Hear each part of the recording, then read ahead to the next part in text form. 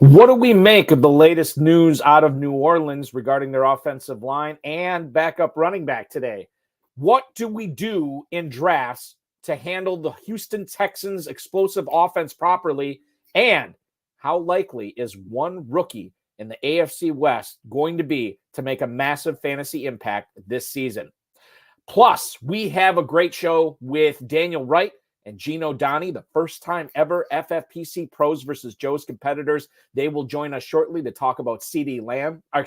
They will join us shortly to talk about the Bears offense, Derrick Henry, and much more. We've got a great show for you. Ferrell Elliott is here. Stick around. Your high-stakes fantasy football hour starts now. Can't stand the pressure. I've seen greater men than need a lesson. Broadcast live and heard around the world, you are now watching the most entertaining hour of radio on the planet. Welcome to the High Stakes Fantasy Football Hour presented by myffpc.com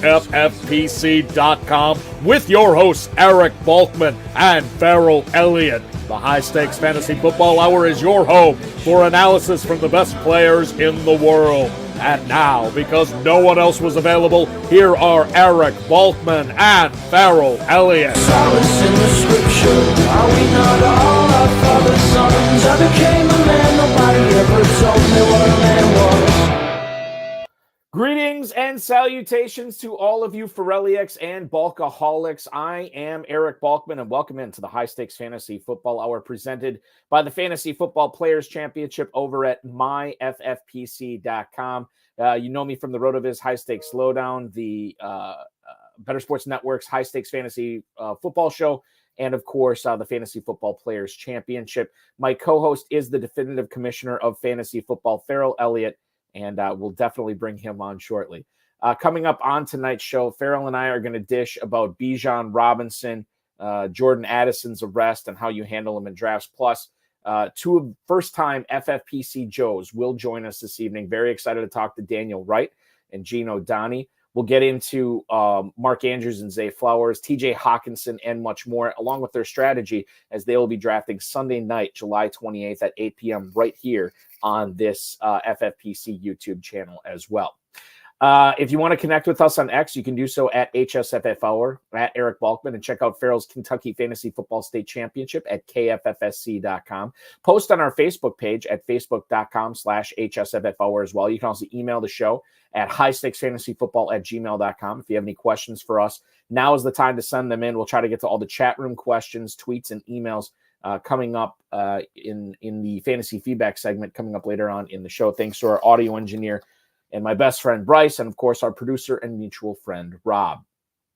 If you are looking for some action tonight, I'll just bring this up because I'm curious myself to find out how many teams are registered for the midnight draft tonight, which will be popping off for the Fantasy Pros Championship in a little less than 2 hours. We have 9 teams open in that, so we already have 3 teams signed up. It's getting to be that time of year where these drafts are just filling up because people want to get in. They want to get in before training camp. They want to get in before the ADP changes and make sure that they are getting the best bang for their buck possible in the Fantasy Pros Championship. As a reminder, it's a $1 million grand prize, a $6 million prize pool that you can join at myffpc.com. $350 to enter. Remember, every third team you'll get a $50 discount on. So scoop up those 3-packs and take 3 shots at $1 million. Life-changing money could be yours this season with the FFPC. The 2024 FFPC Best Ball and Superflex Best Ball tournaments are also live. $125 and $35 respectively to join those. A $300,000 grand prize and a $100,000 grand prize. Those are also up from $200,000 and $50,000 from last year. So the prize pools, the grand prizes not only got bigger, but the prize pools got deeper as well. So check those out at myffpc.com. And of course, if you want to play fantasy football literally every day of the year, check out the Dynasty Startups and the Empire Dynasty Startups we have going on right now at myffpc.com. As far as the Empire Leagues, it's something that we just introduced maybe a month and a half or so ago. 50% of the annual prizes, are going to go to that league's Empire pot. The team that wins 2 years in a row will take down the Empire and the Empire pot. The league disbands, and then after the league disbands, everybody gets their deposits back, and you're free to join another Empire League. It's a really fun thing that I knew it was going to be popular. I didn't think it would be this popular as people are signing up for those left and right. So make sure you're joining up on an Empire Dynasty startup or just a classic dynasty startup leagues. Those are all available at myffpc.com, myffpc.com. Remember to like this video, subscribe to the channel, comment on the video, share it with your friends, share it with your enemies, and get notified each and every time we go live. Now, as a reminder, and I'll make note of this at the end of the show as well, we're coming up on our most popular broadcasts of the year beginning Sunday night. The annual FFPC Pros versus Joes Challenge gets underway at 8 p.m. Sunday night. Ferrell Elliott, Dave Terpoli, and I will be on, I believe Ferrell and I will be on all 6 broadcasts. I think Terp is going to be on all but 1. As of right now, these things could change. But we will be bringing you pick-by-pick coverage of all 6 of these FFPC best ball format drafts. Now, each one of these leagues will feature 6 FFPC Joes that are participating in the main event this year, and then 6 industry pros. The winner of each of these leagues will get a free entry into the 2025 FFPC main event.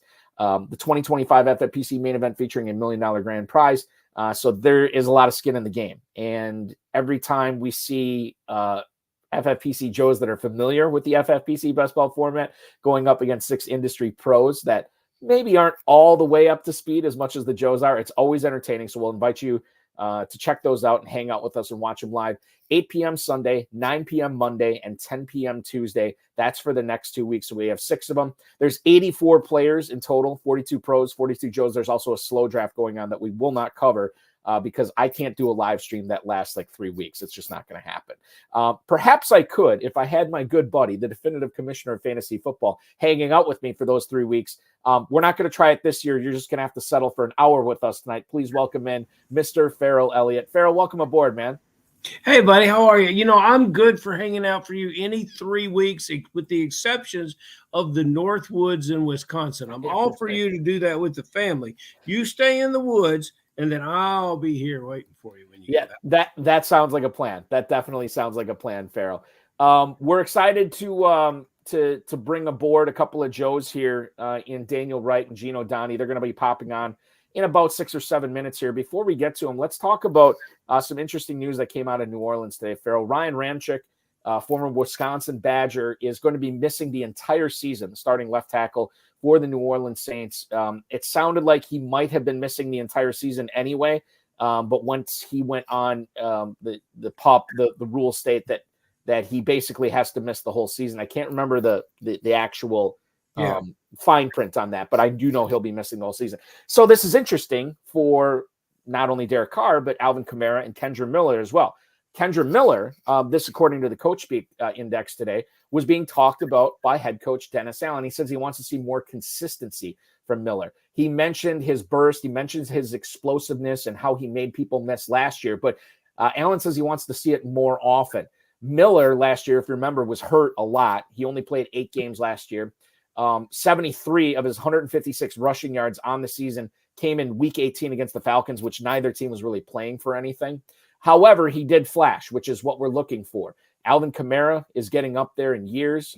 We don't know when he's going to fall off the proverbial cliff, but he is the lead back right now. The question is, how much does Kendre Miller cut in to that playing time for Alvin Kamara this year?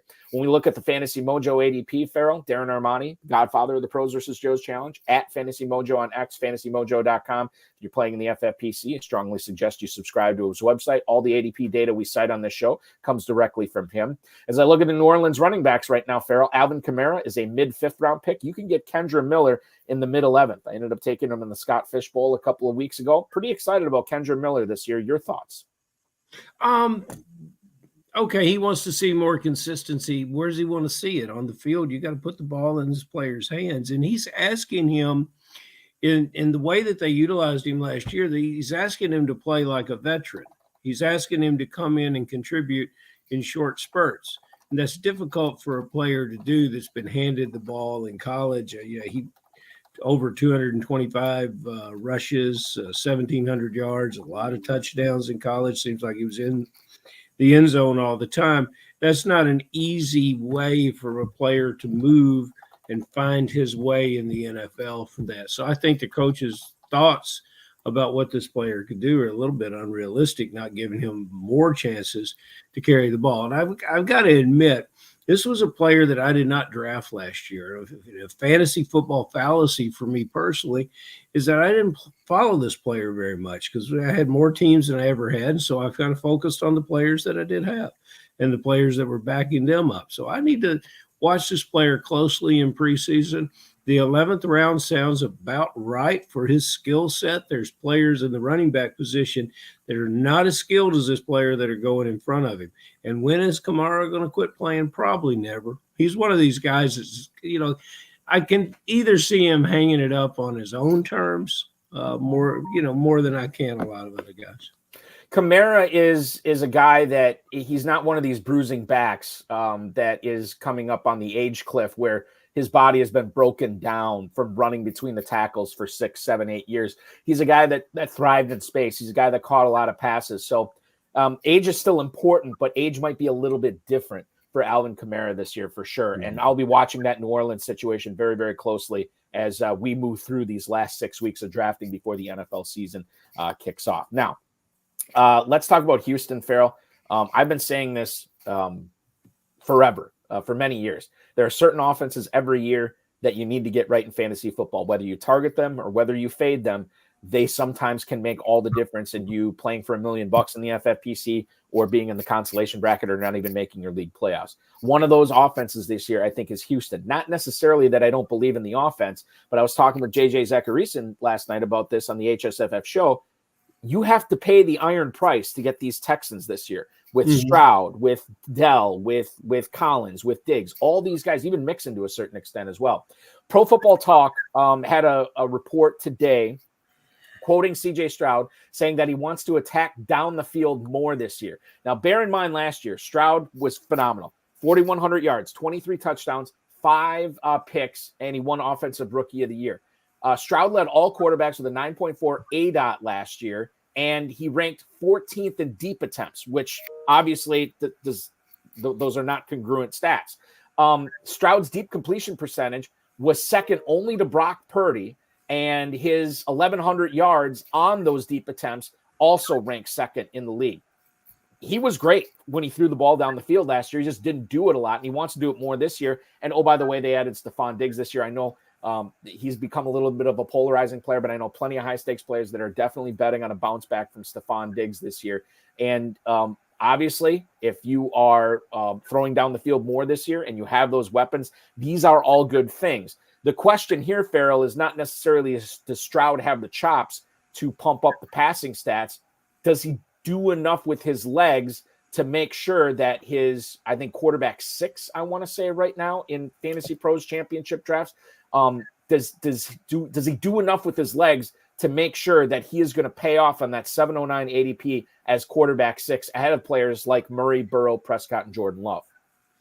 I think so. I think that the receivers here and the type of offense that the Texans aspire to run will reward the downfield game. Now, last year when he started the season, he had a very, very good check down game. And did he have Dell for all the games last year? He did not. He got hurt. And so that's another element that you begin to play into it. Now, I look at his quote here. He wants to throw the ball down the field more. That's been uttered by every quarterback that's ever lined up at the position. And but he has the tools to do it. And if you liked his 23 touchdowns and 5 interceptions numbers last year, you should go ahead and buy into what he's going to be able to do this year with all the assets that are added, his experience. The team is better, not only on offense, but on defense as well. I think they've got a strong kicking game. They just do a lot of things right, this team. And I think that if you believe in the Texans, you've got to believe it's Stroud. I think he's a value at that draft spot. Yeah, he might be. And I think the other thing to keep in mind is quarterbacks are slipping a little bit this year compared to where they were going last year. And when you think about everything that, Houston's telling us they want Stroud to be even better this year with their moves in the offseason that they made. And if you can get him in the 7th round and you're looking for a quarterback there, you're happy with your first 6 picks, maybe you built up your backfield, your tight ends, your receivers, then Stroud is a fine pick there. This front office group, Balky, is out of New England. They know something about winning, and I think so. I think there's some of the elements in the prize people that made the Patriots so good for so many years. I think they're going to excel in every aspect of the game, and they're not hurting for confidence. This kid's got a quiet confidence now about his feet.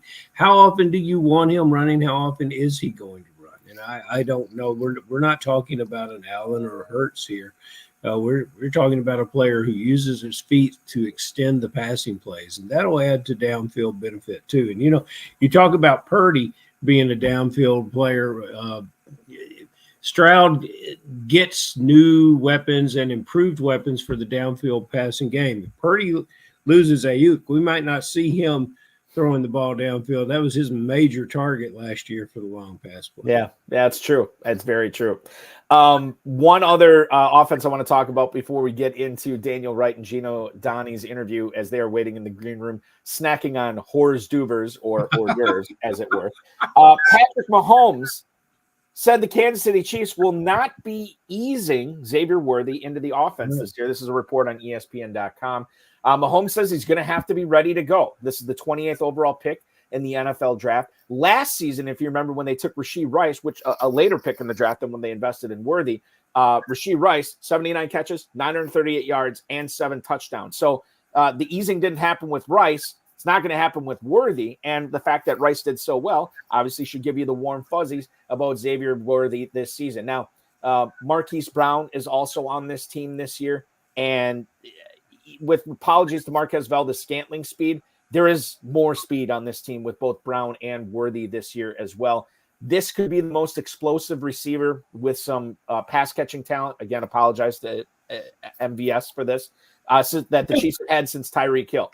So I'll bring both of them up right now, Ferrell, as far as the Kansas City receivers go. We won't talk about Rice. I don't necessarily want to talk about Rashee Rice in this because I think that's a whole different discussion. Okay. But Marquise Brown, 607, Xavier Worthy, 812, about 2 rounds between them. And actually, Rashee Rice is right in the middle of the 607 as well, or at the 703, beg your pardon, as well. But when you look at this offense, Brown, Rice, Worthy, 2-time Super Bowl champs, top 3 receivers, 6th round, 7th round, 8th round, and they have an all-world first ballot Hall of Famer Patrick Mahomes throwing to him.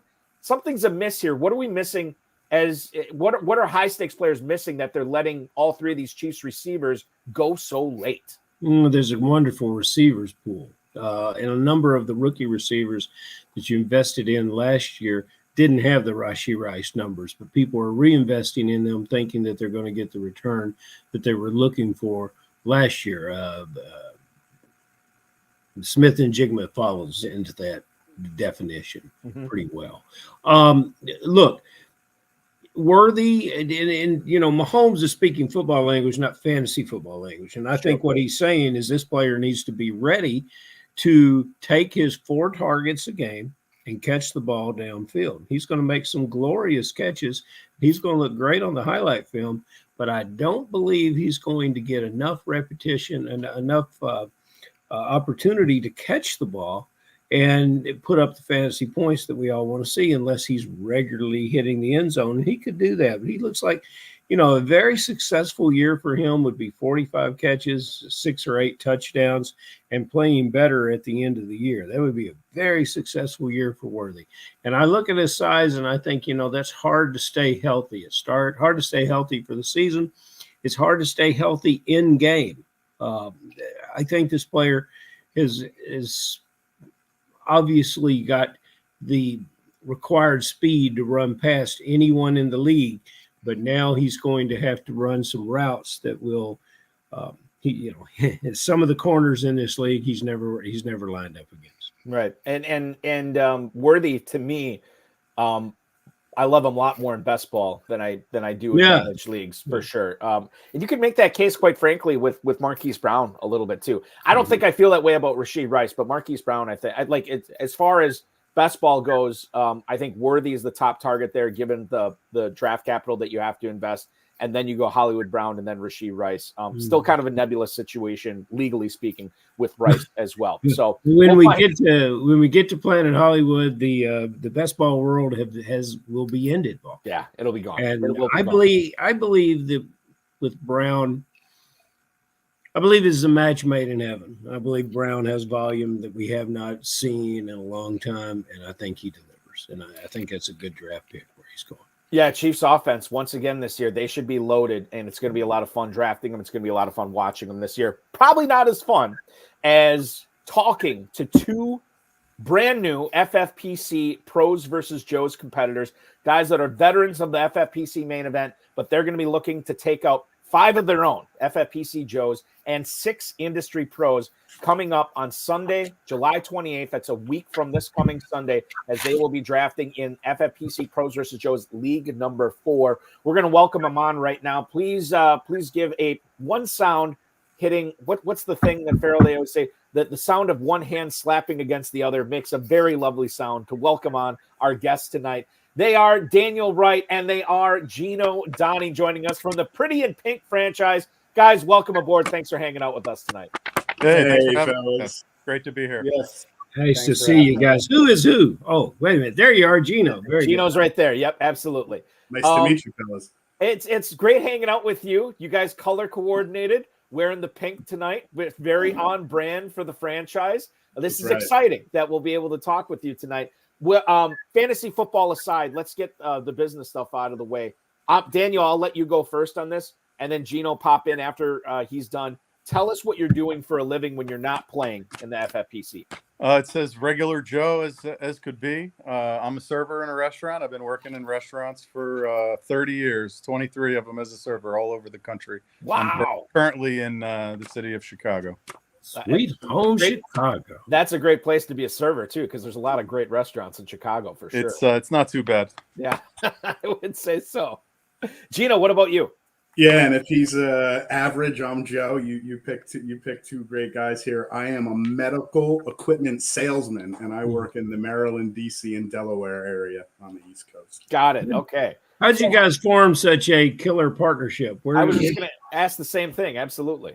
Yeah, we've known each other since we were teenagers, and our fantasy football relationship goes all the way back, and I'll let Danny jump into a paper league that predated any internet fantasy. So we've been playing in a house league for a long time. And about 25 years. Yeah.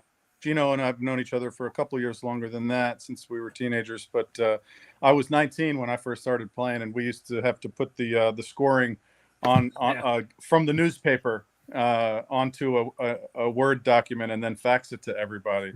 If you were still, can you do that for me? Can you fax me That's right. We should dig up an old sheet, Danny. I mean, we might have a couple of old Excel files. Yeah, I was going to ask you, did you guys ever keep any of those sheets, like maybe from championship week, and frame them like, this is the year I had Neil Anderson or whatever, and he brought the title in. Whatever. I wish, man. I wish. The first player I ever drafted was Barry Sanders. Oh, Barry Sanders, classic. Yeah, absolutely. People are different in their email behaviors, and I'm someone who keeps sort of like a running inbox forever. I might have an old sheet buried somewhere on an old Yahoo. Somebody's got it. John Terry's already got questions that don't relate to football, but you know what? It's clever, and you might as well go ahead and throw it up there, Bob. Yeah, they want to know with the Pretty in Pink name. They wanted, or John Terry wants to know, are you guys Molly Ringwald fans or John Cryer fans, or perhaps both? Or maybe John Hughes. I don't know. I'm an 80s baby, so I'll take Molly Ringwald there. But I love both equally, but the name was formed really just because Geno and I are both girl dads. We both have little girls that are around the same age. And it was our lives are surrounded by things that are pink. And so we've embraced it. And it was pretty easy to come up with the name of the franchise. That film validated me as a Psychedelic Furs fan, so that was good. That was good for me. I'm also godfather. I'm the godfather to Danny's. Yes. Danny's wow. Il Padrino. You guys are fused at the hip You guys have Right. chemistry. You got more chemistry than an 8th grade science fair. But let me ask you who needs some chemistry. Let me ask you who needs some chemistry. And where is he going to find some chemistry? I had a whole bunch of other questions, and then I found out you're from Chicago, and you got so. If you were still taking your stats from the newspaper, I think that if you're in Chicago with your new rookie quarterback, and if you invested in Bears in fantasy football, that you might be reading the stats and weeping about the stats. Is there chemistry? How long will it take? Will Caleb Williams mesh with these veteran receivers and bring things together in Chicago? Because I have avoided it like the proverbial plague. Am I wrong? Man, I don't know if you're wrong. And that's if I could get this question right, I should probably quit waiting tables and be an NFL GM, because it's their responsibility to know, and they don't even know, do they? They? As often as they get it wrong. But I'll say with the change in the regime, in the new offense, and all the talent that they brought in, if he's just average, they're going to be a pretty good offense. What that means for fantasy, I mean, it's a pretty important question, because you got really 4 guys that are directly impacted by his play, and 5 really, I mean, if you want to count the running back as well, and they're all being drafted in the top 10 rounds or so in fantasy, so his play affects a lot. It's an important question this year. I'm waiting for that important answer from Chicago. They're in Chicago. We are now. And I don't know if you're gonna get it until they get on the field and start playing the games. But so let me frame it like this, Daniel, because we'll draft before the games start. It sounds like you are not going out of your way to be drafting any of those Bears this year. Well, considering, like you said, all these guys are, Allen, Moore, Odunze, Komet, Swift, they're all going in the top 10 rounds. Yeah. I mean, there's a lot to like about all of them. It seems like that the fantasy community hasn't really decided what they want to do yet, because it seems like you can make a case for getting a ton of value at ADP on all these guys. Right. And I love your waiter versus GM job, because as a server, in your profession, if you get a bad table, they're eventually going to leave. If you draft a bad player, you're stuck with him forever, especially in the first round. So, but anyway, even after they move on, you're stuck with that as part of your legacy. We're going to have guests next week, Balky. We're doing the show on Wednesday, but we do have a guest. Yes. All right. We'll ask that guy about Caleb Williams, and we'll get into that right now. But we'll come back with a very penetrating question pretty soon, Dan. Well, here and we'll get back to you, Daniel, for sure. But Geno, I do want to ask you about the Ravens this year. You look at what they did in the offseason. Yeah, I know they got Tez Walker in the draft, but they didn't spend a whole lot of draft capital to get him. They didn't go out of their way to sign any big-time free agents. If you want to say that maybe the biggest thing they did was John Harbaugh kind of going out of his way to praise Rashad Bateman as a guy it seems like that they're counting on quite a bit this year. But for me, I look at Mark Andrews, I look at Zay Flowers. These are the guys that are going to make that Ravens passing offense go. How do you feel about him this year? I'll just give you the ADPs real quick on him. Mark Andrews right now is the 5th tight end off the board on average in the early 3rd round. Zay Flowers, wide receiver 25, so being drafted as a high-end number 3. He's going at the end of the 4th round. And I guess the other thing that we should probably discuss here is the impact that Derrick Henry is going to have on this offense too. A lot to discuss with the Ravens. Yeah, there is. And shout out to you, Eric. I don't know if this was accidental, but you teed Danny up with a Chicago question, and then you teed me up with a Maryland question. So your geography is just totally dialed in. Nice work. Yeah. The short answer is I like them both, and I think our prep work has us viewing both of them favorably. Not to get too deep into our methods, but we sort offenses just overall in tiers, and we certainly have Baltimore in the elite tier. And really, even though you can expect sort of like a bottom third, bottom quarter of the league total attempts out of Lamar Jackson in the pass offense, to your point, they did nothing in the offseason. And I would say they actually subtracted targets. The whole Odell Beckham workload and the share is now gone. So it's not a high volume passing offense, as we all know, but I think Zay Flowers and Mark Andrews absorb basically all of the significant target volume. On Zay, who I hope to have a lot of exposure to at his current ADP, his 108 targets last year was great for a rookie. Even when Andrews was on the field, he and Andrews were tied at about 23% for target share when they were both out there in the pattern. I did a deep dive on Lamar. The most targeted receiver he's ever had in his career was 3-4 years ago. Hollywood Brown had like 140-ish targets. I could see Zay Flowers pushing for the most wide receiver targets Lamar Jackson's ever handed out this year, because there's just no one else to take him. I think Harbaugh's pumping up Rashad Bateman because he needs somebody else out there.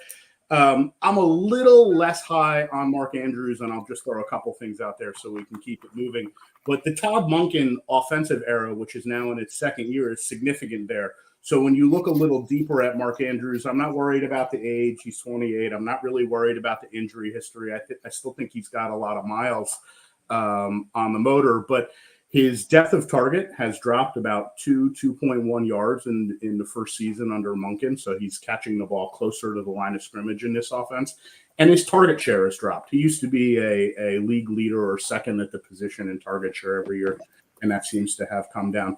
So love Zay Flowers at the ADP, like Mark Andrews at the ADP, and he finds himself in an interesting spot, sort of behind that crop of young, exciting tight ends. There's a team over in Pittsburgh calls themselves the Steelers, Daniel.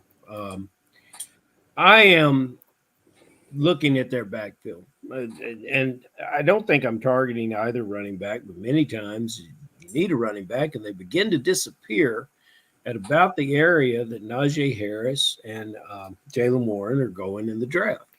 And I'm curious your thoughts on these players. And beyond that, why are they bunched so tightly in the draft? Will they will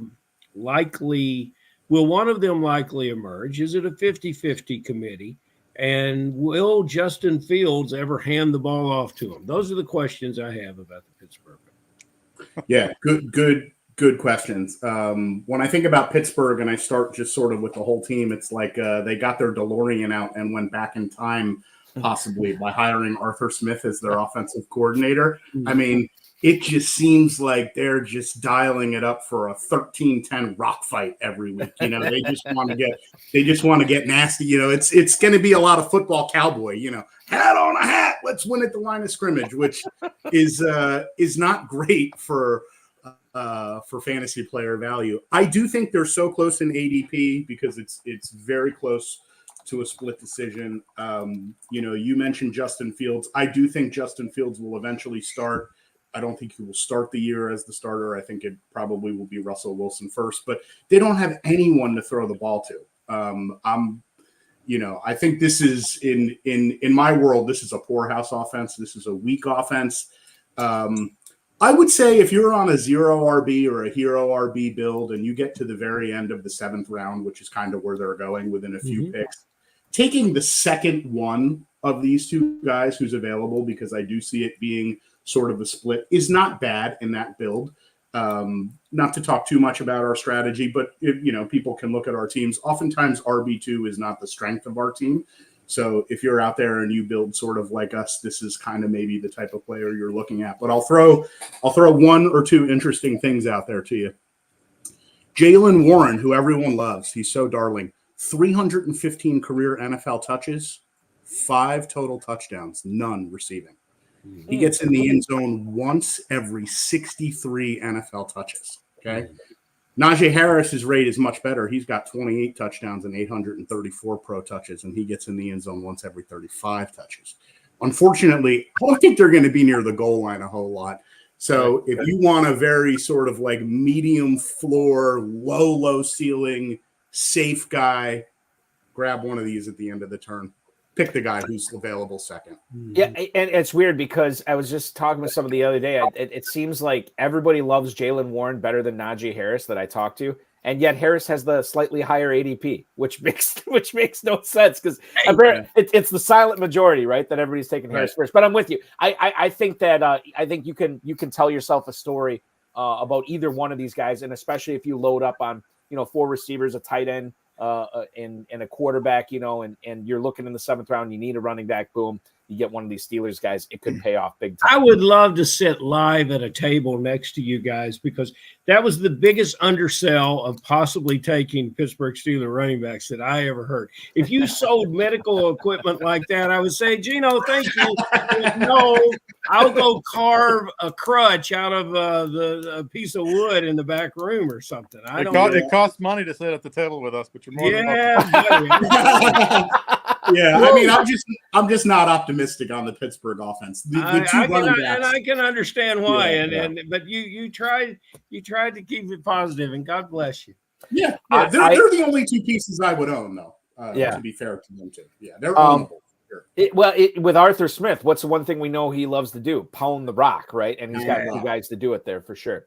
This is 2024. Pittsburgh might run the ball more than they throw the ball. Right? Yes. Yeah.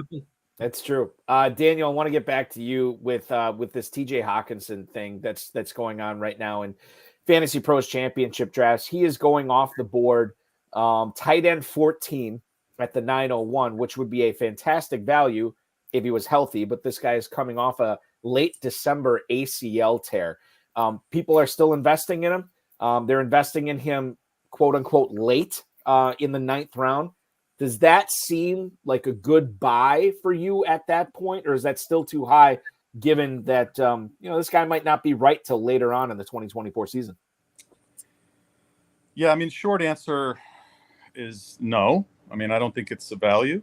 Last year, I don't think I ever had more exposure to an individual player in any season than I had Hawkinson last year. Geno and I planted our flag on Hawkinson Hill. Drafted him every opportunity that we could. We said, this guy's going to be the new tight end number 1, and he's not being drafted as such. And, with elite quarterback play in that offense, it seemed like that was about to pretty much be true before the injury.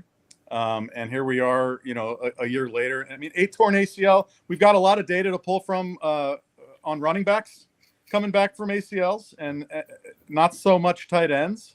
I don't know if it'll impact it the same way, but running backs the first year really, they really don't usually come back to be the player that they were. So I don't expect them to be tight end 1.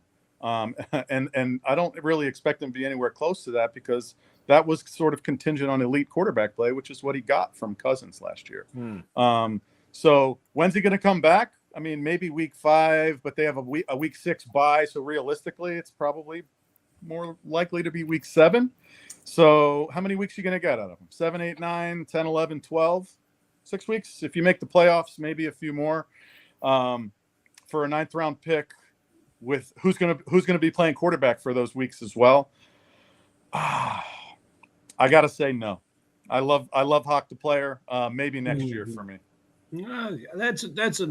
Okay. Now, because it costs so much money to sit at the table with you guys, I have given up my seat to our good friend in the chat room, David Levy. And David has a response about there's no one to throw the ball to on the Steelers. He says no Pickens. So Daniel, how would you throw the no Pickens flag up at Geno and say, hey, wait a minute, what about Pickens? Yeah. Pickens is a nice player, and Geno knows that. And I think that what Geno really was getting at was that there won't be much of a pass offense. Gotcha. And I can see that. Well, and Arthur Smith, I mean, he's not shy about it. We know what he wants to do. Yeah, and he disappeared Drake London too. So I thought Drake London was a mystery figure. Here is a true mystery. Real quick, Ferrell. Bear in mind with Pickens too, when we talk about this Pittsburgh offense being so ball dominant with running the football. If you want Pickens on your team, he's at the 4-5 turn in the Fantasy Pros Championship right now. That is an awfully high pick for a guy that might be playing on a team that's going to be operating as moving the ball down the field with running the football. So I think that's the other thing. That's pretty close to where Drake London was going last year. Is he? Yeah. I don't think he's nearly the No, talent for me, that Drake dog. London is. Yeah. Yeah. No. Randy Jackson making an appearance tonight. We love it. We love it. Well, okay, here's another mystery player. Let's move down the road to Indianapolis, right down the road from good old sweet home Chicago. I've never seen much happen at the receiver position outside of Pittman there. Downs is an impressive young and smaller player. Pierce, I had bigger thoughts of. Now it's a Donney Mitchell. What are your perceptions? Let's stick with you, Daniel, because you are on a roll. Your perception of how Mitchell works with Richardson and successfully moves the ball on an offense that is more balanced and more complete with a true number one receiver and a first-round drafted running back. Is there room for Mitchell to score fantasy points? I'm going to have to say no. I don't really think that there is room. That's a great way to phrase the question. I mean, you got Pittman, who commanded over 150 targets last year. And then as a rookie, working the inside, Downs was close to 100 himself. And although Mitchell has the size, the athleticism, the ball skills, he's got that catch radius. I don't know that he possesses the route running really to command enough targets to really be fantasy viable on a week-to-week basis if everybody's healthy. Unless Flacco gets in there. Maybe Flacco could support more assets than Richardson does, but I don't have a whole lot of faith in the pass offense with Richardson in there. And as far as volume, this is a team that I think ultimately wants to be balanced and run the ball with their quarterback and their running back, and they got two guys that can really get open. So I like the player, but in that range, I prefer other guys like Leggett and Polk and Pearsall and even Downs. He's going ahead of Downs. Downs had, I think, a pretty good rookie year. Yeah, I don't see him coming in and really doing much damage to what Downs was able to do. And in that range, I'm going to have to take a pass maybe next year. Yeah, I'm with you on that, on AD Mitchell too. The thing, and we could do this all day, but hashtag better best ball player than managed league player, right? And with Mitchell too in the 14th round, I think that's a home run swing right there. It probably won't work out, but if it does, then it could really pay dividends. But again, with a field stretcher like him, knowing that there are two pretty talented possession guys on that team with Pittman and Downs, not to mention Jelani Woods, who a lot of high stakes players seem to be on this year as well. I don't know if the volume is going to be there for Mitchell for sure. So Geno, let's throw it back to you here. Jerry Jeudy is a player I want to talk about with you. He's going at the 1205 in the Fantasy Pros Championship. And this is a Cleveland offense. We just mentioned Joe Flacco on Indy. He's not on Cleveland anymore. It's going to be Deshaun Watson. They went out and signed Jameis Winston. So if things go awry with Watson, or if he gets hurt again, or if he's not ready to go with that shoulder, Winston's there, which is, I think it's good for Amari Cooper, Elijah Moore, and Jerry Jeudy. Jeudy is the interesting one in the Cleveland offense, though, because this is a guy that not only did Cleveland give up all this draft capital to get him on their team, but then they paid him. They signed him to that extension. Cleveland loves Jerry Jeudy, Geno. Do you love Jerry Jeudy for fantasy? A heck of a lot more than I do. To me, the move is a bit of a head scratcher, and I'll start with this. 2 seasons ago, Deshaun Watson wasn't eligible for a full season, but the better Cleveland quarterback was Jacoby Brissett. Last season, Deshaun Watson is in the fold. The better quarterback was Joe Flacco. I think 3 might be the charm. Deshaun Watson's there. I would not be surprised if we see Jameis Winston at some point, and for the 3rd year in a row, the understudy outperforms the lead act. So I'm not big on the quarterback play, and count me among the people who don't have a lot of confidence in Deshaun Watson. This is not a Deshaun Watson question, but look at his completion percentage before and after the long absence from pro football. So if they are able to throw the ball well in that offense, which I'm skeptical about, you already have like a truly bona fide target hogging number 1 receiver in Amari Cooper, assuming he's there. and you have a great tight end. I love David Njoku's physical makeup and his skill set. I think he's one of the more underrated football players in the league in the football sense. So, you got to watch the Amari Cooper news here because that's a fluid situation. But let's just assume Amari Cooper's on the roster and David Njoku's on the roster. I don't think it's a great quarterback situation, particularly while Deshaun Watson is there. And he's clearly the number 3. Looking at the player a little bit more, and I've never done this analysis, but in his career, which is lengthy now, he's played 4 full seasons. Jerry Jeudy's mustered 11 touchdowns. Now, he played in a crappy Denver situation, so we'll give him a little bit of a pass. But when you've recorded 11 touchdowns in 4 years and 18 drops, and your drop to touchdown ratio is, -7 in favor of drops, I mean, for his career, his catch rate is under 60%. So you're talking about a guy, if you told me he was going to Kansas City and I could project this huge leap forward in the quality of his, quarterback play, maybe I'd look at it a little bit differently. I think the draft capital and the contract capital kind of are GM mistakes, to be honest. And I think he's just kind of almost irrelevant as a late round 12th rounder. And not to get too much into strategy, but typically I'm pushing Pretty in Pink is on like the rookie wide receiver aisle at that point in the draft, right? I'm not in the maybe there's a chance Jerry Jeudy is good aisle. I don't know where it is. Can't find it, I don't think.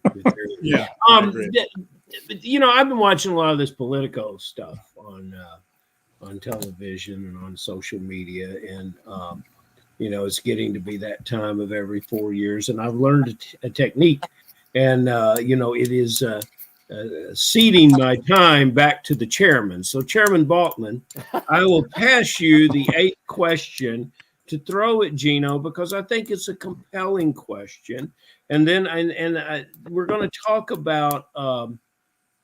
We're going to talk about your upcoming tournament that you're in.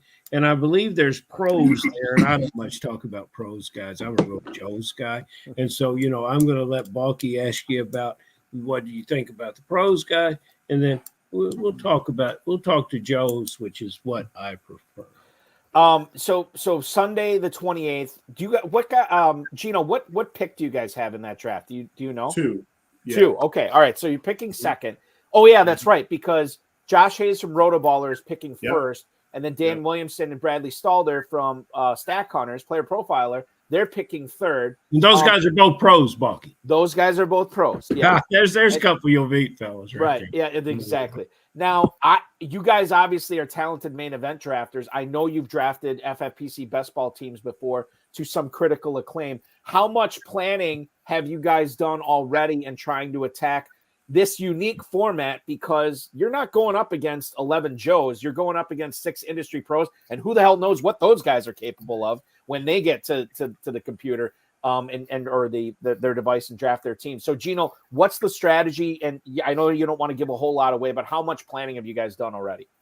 Yeah, a lot. And for us in this particular cycle, this will be our first draft also. So as we've been kind of doing a lot of our plans, we tend, we're not super early in the sequence. We like a little bit more information. So this will be our first draft. We've prepared for it quite a bit.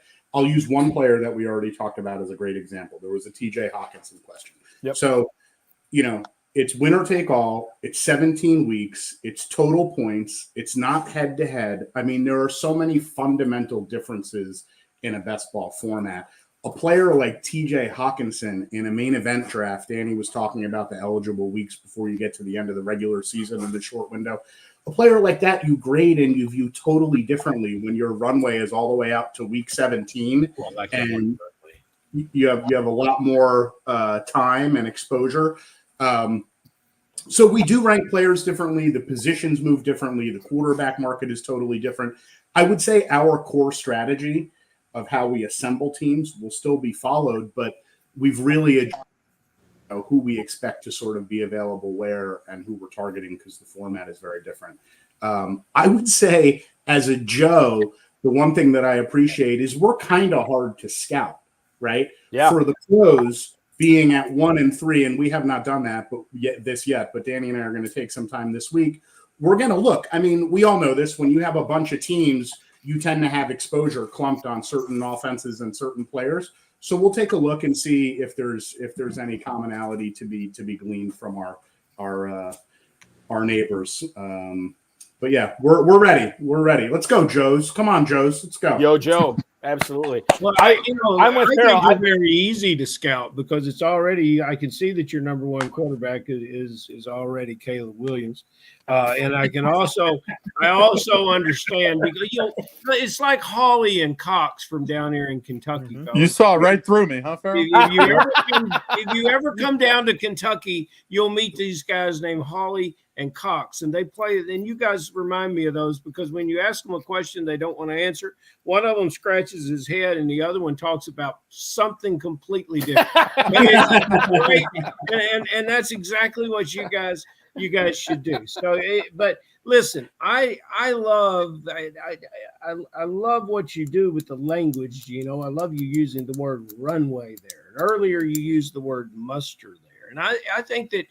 You're going to go in here and I'm going to watch your draft very, very closely. Balky, how many of them are we doing this one on the air? Yeah, absolutely. That'll be fine. And your buddy Sean Green will be in there and it's going to be good.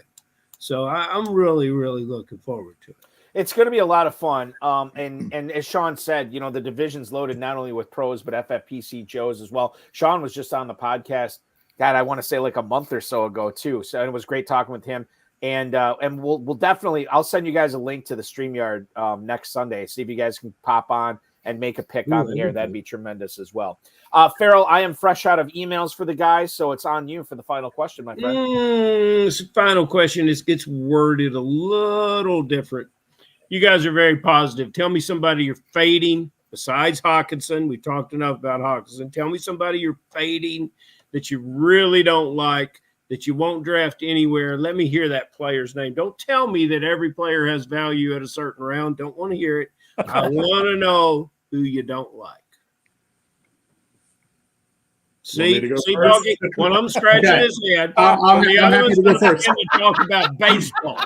Ferrell, you brought his name up earlier. I can't see a scenario where I have a single share of Drake London on any team. Wow. I can't see it. Wow. Tell me why. The absolute best case scenario for what I think he could achieve this year, which is maybe scratching what I call the magic barrier of 90 and 1200. And I don't even I'm trying so hard to be optimistic to even put him on. That's optimistic. I don't put him anywhere close to that. But even if he got to 90 and 1200, even if he got there, he would just be worth his current ADP. So all the enthusiasm is baked into the ADP. This is the thing with the Falcons this year. And Drake London is the best example. Everyone is assuming a 35-year-old Kirk Cousins moving to a new team and a new offense with a new Achilles is just going to be the regular old Kirk Cousins. There's no concern built into Drake London's ADP. If you see Cousins struggling, do you have a piece of equipment that you can send south? Absolutely. There you go. Yeah. And he might need it. Although they'll just go to Michael Penix. But either way, I just think there's no upside in him. I mean, Drake London's being drafted for his absolute ceiling.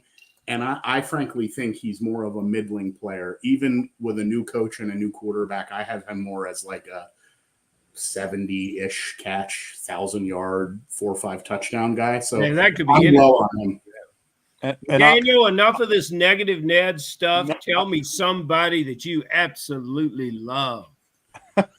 Well, I'll give you my fade first real quick. I don't have much to add to that. Because the loving aspect, Balky, has been left at the curb. I don't have much to add. He'll do it. To what Geno said, because it's for all the same reasons, and it's Kyle Pitts.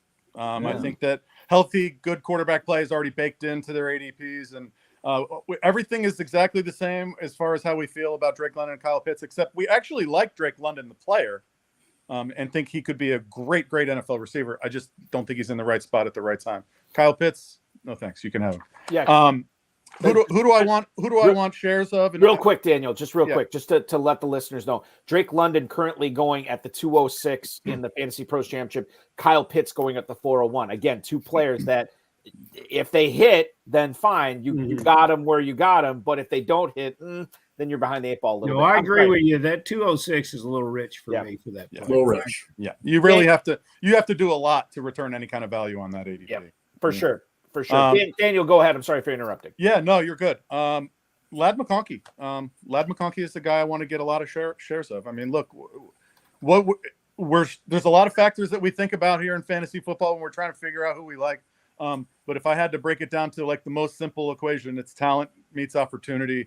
And that's where you have success. And the opportunity that's been created there is a massive one. And I know, we're not chomping at the bit. One of the first things Geno and I talked about in this sort of cycle of preparation for drafts this year was that with Jim Harbaugh moving to the Chargers, I mean, we're not really chomping at the bit to like go draft Justin Herbert and throw passing options for that team.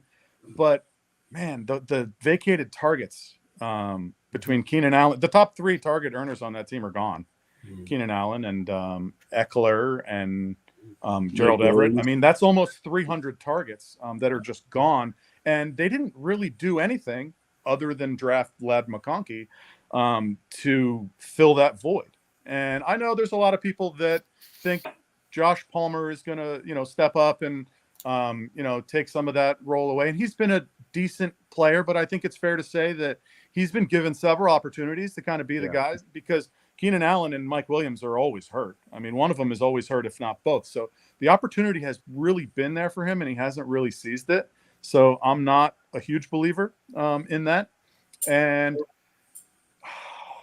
yeah, I mean, what we saw out of Johnston last year, kind of the same. I mean, he really had a big opportunity to show that he's that alpha guy that they drafted him to be. And it just doesn't look like he's that kind of player. McConkey has breakaway speed, huge playmaking ability. He can play inside or out. I know a lot of people are kind of pegging him as a slot guy because he's gritty and white, but I mean, the kid is fast. The kid has that stop on a dime ability that drives corners absolutely mad. And I think he's just going to be open, and he's just going to get a ton of targets. And I think that like a rookie season, like what Jalen Waddle did a few years ago, where he had 140 targets and had like 100 grabs for about 1,000 yards and 6 tutties, is pretty good value for a receiver that's coming off the board in the middle of the 7th round at like pick 80 or so, the 40th receiver off the board. Give me all the shares of the wee lad. Yeah, Ladd McConkey right smack dab in the middle of the 7th round there. And obviously his ADP went up after the NFL draft, but there's a reason it went up, and I think, Daniel, you did a great job explaining that. Geno, is there a player that you really like this year? Yeah, there is. I'll give you one, and I think it's Tank Dell, but I'll say Tank Dell / Houston 3. I think it would be very, very, very rare that Tank Dell's not the 3rd Houston receiver left on the board, but it could happen. If it is Tank Dell in particular, I love waiting for the 3rd one of those and getting the best value on whoever, is left from the Houston wide receiver trio. I think Tank Dell is special. Danny and I analyze legendary or league winning upside. And obviously Tank Dell hasn't shown it statistically yet, but when I watch him as a player, I see it. I feel like he's got it. I'm super high on that offense. I know you talked about it a little bit while we were in the green room, but I'll just point out, look at the Houston schedule. Look at the quarterbacks that they play this year. Houston has a run, and if you kind of want to glance, they play like 10 Hall of Famers in a row. They're going to be in a lot of very tough, high-scoring games this year. Okay, they're probably not going to win 11 or 12 games. I think the football side people are overly optimistic. I think it's going to be a monster fantasy offense, and if you think of like the old school, here's for all you old men out there, right? This is average Joe time, right? Old school Jerry Porter season as a quote unquote third wide receiver, old school Brandon Stokely season as a 3rd wide receiver, old school, I wrote down Ricky Prohl, greatest show on turf, 3rd wide receiver. I see that offense being like that. And even if they're all healthy for all 17 games, which I think is unlikely, there's still enough there for Tank Dell to be an absolute monster. So give me Tank Dell or the Houston third. This has got to be the first time in a decade Jerry Porter's name has been uttered. Right, baby. Never. Yep, absolutely. This has been so much fun, guys. Talking to the Pretty in Pink franchise owners tonight. Daniel Wright, Geno Donney, drafting second overall in the FFPC Pros versus Joe's Moonshine #4 draft coming up 8 p.m. Sunday, July 28th. We will have that for you right on this here FFPC YouTube channel, as well as the Better Sports Network is going to be covering it, and all our socials will have that broadcast. Guys, we'd love to have you back on for a quick 5 or 10 minute interview during the draft. If you could make a pick on there, that'd be fantastic, because this was a treat for Ferrell and I tonight, and I know the same thing for the viewers. Good luck not only in the Pros versus Joe's competition, but good luck trying to bring home that $1 million grand prize in the FFPC main event this year. Thank you so much for your time. Thank you so much. Hey, thanks for having us, man. It was a good time. Thanks, guys. Be good. See you soon. Yeah, absolutely. Yeah, that's right. Daniel Wright and Geno Donney joining the program tonight. They have the Pretty in Pink FFPC franchise, and they'll be drafting second overall in the Pros versus Joe's draft #4, Sunday, July 28th. Yeah, David Levy actually pointing this out too on YouTube. Geno doesn't sound like a Joe to me. And Ferrell, I think that's why we love the Joes so much, is because guys like Daniel and Geno, we root for these guys to destroy the pros in the draft. Like, we are big Joe stans, and the Joes have had a lot of success in this format, and I think it continues again this year. Well, I always bet the favorite, Balky, and that's the Joes. It is the Joes, for sure. Let's get into, we got a few minutes left. Let's do a few emails here. Mike in Miami. Hey, Balky and Ferrell, how about an HSFF hour throwback? Could you play a Would You Rather with Nick Chubb? Thanks so much. That's Mike in Miami. We have not done a Would You Rather. Is this a parlor game, this Would You Rather? What is this? Would You Rather, to remind all the viewers out there, is a game that we used to play way back in the Dizzle days of the show. Oh, okay. Where we would, the viewers or listeners would give us a player, and then I'll put you on the clock, Ferrell, and you got to tell me, would you rather have Nick Chubb or this player? And we'll try to find out how you feel about Nick Chubb, because he's going kind of far down in drafts right now. Well, okay. So just any player, or does it have to running be back, and just any running back, or does it have to be a running back that's in his same round? In his, similar ADP. Yes. Yeah. Okay. So, because I know you'll take Jahmyr Gibbs over Nick Chubb, but what if I said, Ferrell, would you rather have Nick Chubb or Chase Brown? What would you say? John Terry just put up something that was fantastic. You got 5 on it, Balky? Yeah, we got a big back. I got 5 on it. I forgot got 5 on it. John Terry, man, he really hits them sometimes. Yeah, it's just fantastic. Yeah. Okay, what's the question? We're going to go with, would you rather draft Nick Chubb or would you rather draft Chase Brown? Chase Brown's up-and-comer, going to be available the whole season. I don't know about Nick Chubb. Let's go Chase Brown. All right. Would you rather draft Nick Chubb or the new Chargers running back Gus Edwards? I think I would rather draft Nick Chubb, because at the end of the season, the double-digit weeks, Nick Chubb could have the excellence that is Nick Chubb. Nick Chubb or his real-life teammate Jerome Ford? No, well, Jerome does some nice things, but he's no Nick Chubb. Okay. All right. So let me go the other direction here. Nick Chubb or Trey Benson, the rookie in Arizona? Well, you got to love rookies. Those guys that were just on here did. Let's go to Trey Benson. You're going to go Trey Benson. Nick Chubb or Javonte Williams? Javonte Williams, I'm going to put over all these guys you mentioned. So it's Javonte Williams. And he's coming back from an injury that he came back from last year. Right. But this first full year. So now we should see a healthy Javonte Williams this year. Last one, Nick Chubb or the new Giants running back Devin Singletary? Ooh, you know what?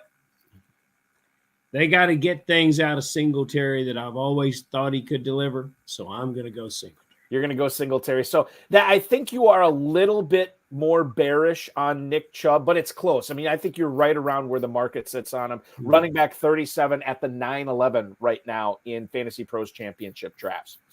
Moving on, Patrick and Mike in Miami hopefully enjoy that. Patrick in Bloomington, Illinois. What's up, gentlemen? Are you guys moving Jordan Addison down your draft board after his DUI arrest? Jordan Addison, if we look at the ADP on him right now, he is going as wide receiver 44 at the 8-12. This is Keon Coleman, Xavier Worthy, Roma Dunze territory. I'm not really bumping him down any. Ferrell, he wasn't a target for me to begin with. You know, Right. the second target on that team, at least for the start of the season. If Hawkinson comes back week 7, week 8, all of a sudden he's the third target on a team has Sam Darnold or J.J. McCarthy at quarterback. That doesn't intrigue me too much. So I'm not really moving him down, but quite frankly, I wasn't that interested to begin with. What do I have to spend for him today to get him? Today, 8-12 is where. Yeah, and I think I can find receivers in the 14th round that have his statistical profile. Yeah. So why pay up for Addison? And 6 rounds earlier, there's no reason to. Tom in Dayton, what are the chances Bijan Robinson finishes as RB1? There's sort of a big 3. And we appreciate the email, Tom and Dayton. There's sort of a big 3 for running backs right now, Ferrell. Obviously, McCaffrey at the top, 101 on average. And then you look at Breece Hall and you look at Bijan Robinson. Those are the 3 running backs that are going in the first round, and they're all going in the first half of the first round. I think Bijan Robinson's getting steamed up a little bit. As I look at the mojo, I see he did go 101 overall within the last 5 days of the Fantasy Pros Championship. And I think there's a lot to like about him in Atlanta. You know, the fact that the drumbeat is they want to get him the ball more. They want to get him in space more. They want to throw to him more. A guy who I don't want to say suffered under Arthur Smith last year, but it was frustrating at times to have Robinson on your team. That's not there anymore. You don't have to worry about Arthur Smith. And so I think the likelihood that he finishes as the 101, it's not probably as good as McCaffrey, but I think it's close. It well could be, and your draft position will determine what you get to do with Bijan Robinson. And if you play multiple teams and you have the one and you don't have him yet, and you want to have him on your team, you might have to spend that number 1 for it. I like Breece Hall better. Naturally, I like McCaffrey better, but it's very, very close, and you can't argue it in any way, in any conversation, Falls. You cannot argue it. The last question we'll have tonight, we'll go back to the YouTube chat. Our good buddy Permar99 hanging out. These 2 players are going back-to-back in Fantasy Pros Championship drafts right now at that 6-7 turn. He wants to know, what do we like better? Do we like Zamir White better or David Montgomery? Ferrell, I have an opinion on this. I'll let you go first. I like Zamir White better because there is no there are less offensive weapons, especially in the backfield, than there are in Detroit. And Montgomery's opportunities are impressive, although limited. And I love what they do with Montgomery down around the goal line, but I'm interested to see what Zamir White can do with 225 carries. I think he gets them. I'll say this, as far as my teams go this year, I would imagine it'll probably be pretty close between these 2. If I have to pick one, it's probably going to be Montgomery. I usually break ties in favor of the better offense. And while I understand that there are, you have Laporta and you have St. Brown and you have Jahmyr Gibbs on that team. And what do the Raiders have? They got Adams and nobody else really in that running back room, unless you're an Alexander Madison fan, and hopefully you're not. But the thing I like about Montgomery is that offense is going to move. He's going to be on the field a lot. And if Gibbs were to go down, boy, Montgomery is just a smash then on those weeks where you can start him as that, a top 10 running back. And I don't think you can say that about Zamir White. So I lean towards Montgomery there, although I already do have Zamir White on a few teams too. So do as I do, not as I say, apparently, on the show tonight. As we wrap things up, Ferrell, we will all check out the Kentucky Fantasy Football State Championship. KFFSC.com is where to go. The leagues are filling up there as far as the main event goes, live in Cincinnati in, less than a month, right? It is, and things are really beginning to pick up. Our good friend Dom Gazzetti checked in tonight. He's a new player coming. We have a lot of new players coming and making the trips, and a lot of guys that are dealing with a variety of personal obligations. Some guys with some surgeries, some guys, and everybody checks in and says, I'm going to find a way to play whether I'm there or not. We want you here. And, the guys that were just on the with us, Geno and Daniel, they can get here quickly from Maryland and Chicago. We'd love to have them. So it's a great, wonderful time. And Balky, you'll be doing a show from the KFFSC draft and your presence there in all of its complimentary ways is always enjoyed. So we're looking forward to it. And I appreciate you talking about it. KFFSC.com is where to go, Ferrell. We will do this again on Sunday night as we cover Pros versus Joes. I will send you the information shortly. Have a great weekend, my friend. You mean this Sunday? This Sunday. Wow. You mean we're going to be back here this Sunday? This Sunday. Absolutely. Cancel my plans. You're the man, Ferrell. The viewing public appreciates it. We'll talk to you then. See you then. That is Ferrell Elliott, the definitive commissioner of fantasy football. Joining me on the show tonight. I want to thank him. I want to thank Daniel Wright, Geno Donney for joining the program. And, of course, as always, the FFPC, Rob Bryson, of course, each and every one of you. As I said, this show will be back next Wednesday at 10 p.m. Five-time FFPC main event and Fantasy Pros Championship league winner John Anderson is going to hop aboard at 10 p.m. on Wednesday because I have a prior obligation on Friday. So we will do the show on Wednesday. But you don't have to worry. You don't have to wait that long for us to go live again because we will be going live this Sunday night at 8 p.m. Ferrell Elliott, Dave Terpoli, and myself calling the action from the Pros versus Joes League number 1. This is the Seltzer League at 8 p.m. this Sunday. Matt Shelf from Draft Sharks, Peter Overzet from Fantasy Life, Theo Greminger from Player Profiler, Stacy Perez from Fantasy in Frame, Sigmund Bloom from Football Guys, and, of course, Todd Burrows from Sharp Football Analysis. Those will be the pros. As far as the Joes, we're going to have Javon King, Robert Trends, Greg Mestretto, who was just on the road of his high-stakes lowdown with me last week. Another former guest on the show, Scott Hoyt, is going to be drafting his team in the Pros versus Joes Sunday night. Wilson Moy, a guy we had back on this past winter, former guest of the show, he will be drafting a team. And, of course, another former guest of the show, Derek Capps, will also be drafting his team from the 11 spot Sunday night. So tune in for that. We'll have live pick-by-pick coverage.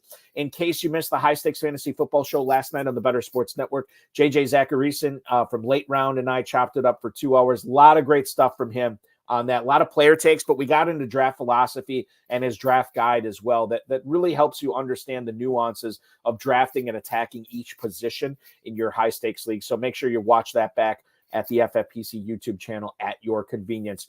Remember, the Fantasy Pros Championship drafts has drafts filling daily. In fact, as I look at the draft tonight, we still have 8 spots available. It goes off in about 40 minutes or so. So make sure you're signing up for that to get that draft going and kick off your weekend in style. $1 million grand prize in that competition, $6 million prize pool. Don't forget about the best ball and the Superflex best ball tournaments over at myffpc.com. And, of course, Empire Dynasty Startups and Classic Dynasty Startups all going on at myffpc.com. Remember to like this video, subscribe to the channel, comment on the video, share it with your friends, share it with your enemies, and get notified by clicking that notification bell so you know every time we go live going forward, which will be Sunday night at 8 p.m. as we kick off the 2024 iteration of the Pros versus Joes competition. Thanks so much for watching, listening, streaming, downloading. Your weekend officially starts now.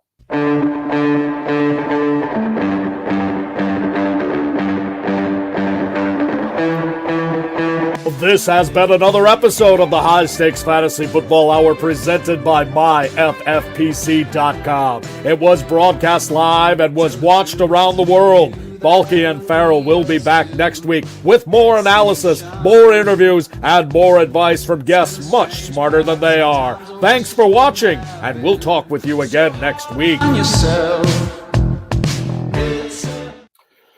Quick personal story to close things out. Tuesday night, went to my son's baseball game, 10 years old. I had to commish a draft. I was commissioning the draft from the ballpark or getting ready to commish it. And I also had to do, I was going on Fantasy Alarm on Sirius XM to talk with Howard Bender and Andrew Cooper, and did not realize my son was hitting cleanup that night. And when I was just before my spot, my son hit an inside the park 3-run homer. He doesn't know this, but I didn't see it, and nobody recorded it. I felt awful about it. His first one he ever hit, I was just sick. Felt awful. Fast forward to Thursday night, he's up again. I get done doing my show, go out to the ballpark, watching him. Hits a line shot down the right field line, a legit another inside the park home run, gets mobbed by his team. That one I saw, that one I got on video. If you persevere long enough, good things will happen, fathers. Sometimes they just fall in our laps, and that one happened on Thursday. So very proud of my son for that. And that was a perfect way to get my weekend going. Perfect way to get your weekend going. Jump in some FFPC drafts over at myffpc.com. Thanks for watching, everybody. Be good. We'll talk with you Sunday night. Pros versus Joes, League number 1.